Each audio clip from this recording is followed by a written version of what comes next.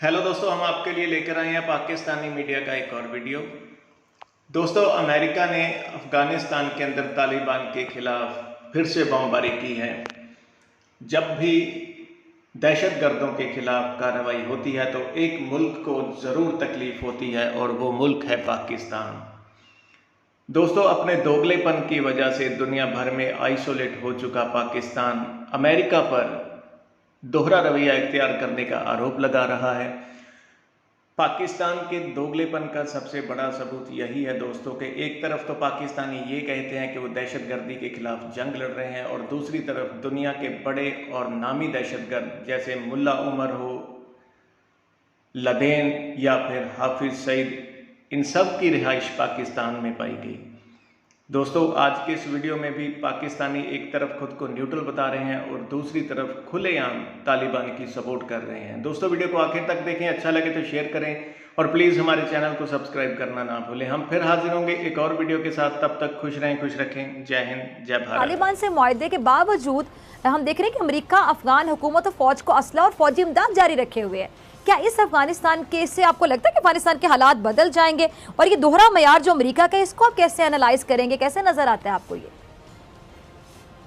देखिए, न सिर्फ ये कि वो फौजी इमदाद दे रहा है, असला दे रहा है, बल्कि इससे भी ज़्यादा ख़तरनाक बात यह है, और वो पिछले 4 दिनों से वो हम उसको देख रहे हैं कि दोहा कतर से वो जहाज़ उड़ा के तालिबान के ठिकानों पे मुसलसल बमबारी कर रहा है। कारपेट बॉम्बिंग हो रही है, जिसके नतीजे में सैकड़ों लोग इस वक्त हलाक हो गए हैं। अमलाक को शदीद नुकसान पहुंचा है, आग लगी हुई है, सैकड़ों लोग ज़ख्मी हो गए हैं। इनमें तालिबान के लोग कम हैं और शहरी ज़्यादा हैं, क्योंकि तालिबान का कोई अड्डा, कोई कैंप वगैरह तो है नहीं। वो तो लोगों में जाकर मिल जाते हैं, लेकिन वो अंधी बमबारी करते हैं ताकि कुछ न कुछ तालिबान तो उसकी जद में आ जाएं। ये एक बड़ी अजीब सी बात है कि एक ताकत, एक मुल्क जो है वो निकलते निकलते ऐसे वार कर रहा है जो इसने अभी तक पहले कभी नहीं किए थे। इसका तो मकसद ये है कि हमें उस पर शक है कि वो अफगानिस्तान को स्टेबल देखना चाहते हैं या नहीं देखना चाहते, क्योंकि वो तो एक सिविल वार की फ़ज़ा कायम करने में मदद दे रहे हैं। वो एक तरफ तो मलेशिया बन रहे हैं, एथनिक मलेशियस बन रहे हैं, जो एक रेसिपी है फैक्शनल वार के लिए, सिविल वार के लिए।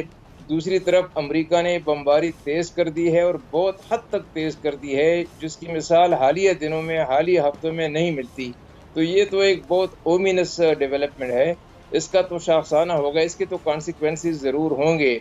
अब देखना ये है कि अशरफ गनी की हुकूमत कब तक इस निज़ाम के साथ चलती है और तालिबान कब तक जो है, जो बाकी मेजर टाउन्स हैं शुमाली अफ़गानिस्तान में, सिर्फ मज़ार शरीफ एक ऐसा इम्पॉर्टेंट सिटी है जो अभी उनके कब्ज़े से बाहर है। अगर उस पर भी उनका कब्ज़ा हो जाए तो शुमाली अफ़गानिस्तान सारा का सारा उनके कब्ज़े में आ जाएगा और वहाँ से तालिबान के लोग फारिग होके फिर दूसरी जगहों पे जहाँ पे जंग जारी है वहाँ का रुख करेंगे।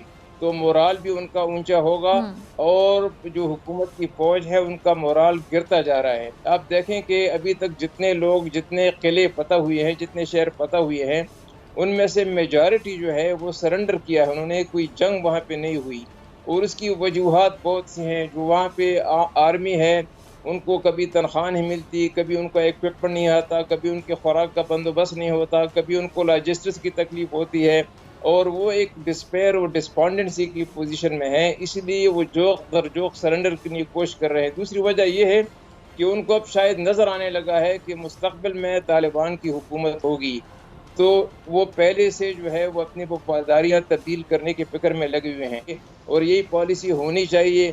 अगर कोई ये कहे कि ताकत के बलबूते पे अगर कोई इक़्तिदार में आए तो उनके साथ हम ये नहीं करें, भाई ताकत के बलबूते पे तो 2001 में, 2001 दिसंबर में करज़ई साहब भी बरसर इक़्तिदार आए, अमेरिका के टैंकों पे चढ़ के वो आए और उनको सदर बनाया गया, बाद में उनको लीगलाइज, फॉर्मलाइज किया गया। तो ये तो उनके अफ़गानिस्तान के अंदर की बात है कि कौन कैसे इक़्तिदार में आता है, हमें उससे क्या ग़रज़ है। हम तो उस हुकूमत को तस्लीम करेंगे जो वहाँ पे अमन कायम करे, जो मुल्क को यूनाइट रखे और जो अमन डिलीवर करे। सारी दुनिया को उनको तस्लीम करना होगा, जल या बदेर।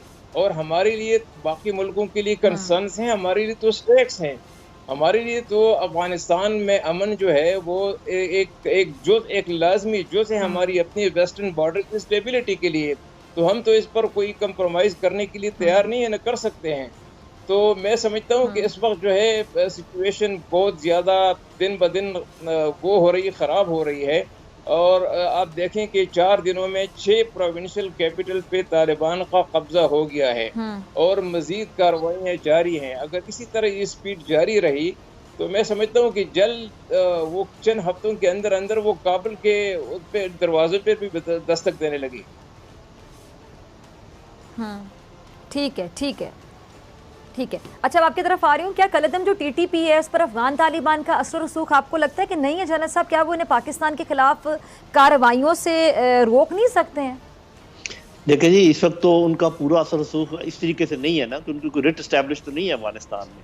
ٹھیک ہے، علاقوں پر قبضہ کیا ہے، تازہ قبضہ. ابھی نہ کوئی گورنمنٹ ہے، نہ کوئی حکومت ہے، نہ کوئی ریٹ اسٹیبلشڈ ہے. تو میرا نہیں خیال کہ ہم افغان طالبان کو بلیم کر سکتے ہیں جو کچھ ادھر ہو رہا ہے. اور بالکل رستم صاحب صحیح کہہ رہے ہیں کہ ابھی ان کا انفراسٹرکچر ادھر نہیں ہے. یہاں پر لوگ ہیں ان کے، یہاں پہ رہے سے نیٹ ورک ہیں جو کہ اپنا آخری جو ان کے پاس بارود ہے اس کو وہ استعمال کر رہے ہیں.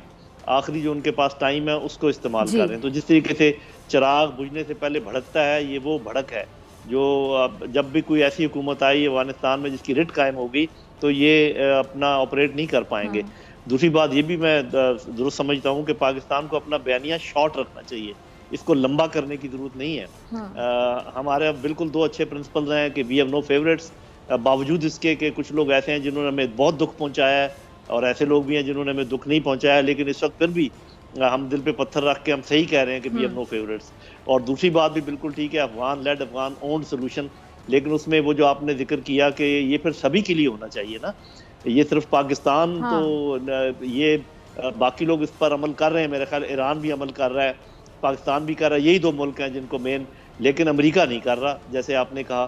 تو وہ افغانستان کو افغانوں کے حوالے نہیں کر رہا. لیکن اگر وہ یہاں پر فزیکلی رہ کر جو کام نہیں کر سکے، یہاں سے جانے کے بعد وہ کوئی بھی اوور دی ہورائزن کوئی بھی کام کر لیں، وہ کام نہیں کر پائیں گے، وہ نہیں بچا پائیں گے اشرف غنی کی حکومت کو. اور میرا اپنا خیال یہ ہے کہ اشرف غنی کی حکومت کی لیجیٹیمیسی تو اسی وقت ختم ہو گئی تھی جب امریکنز نے بات چیت افغان طالبان سے کر کے یہاں سے نکلے تھے، بجائے اس کے کہ اشرف غنی کو اس میں ملوث کرتے. تو اشرف غنی کو اپنی پوزیشن سمجھنی چاہیے.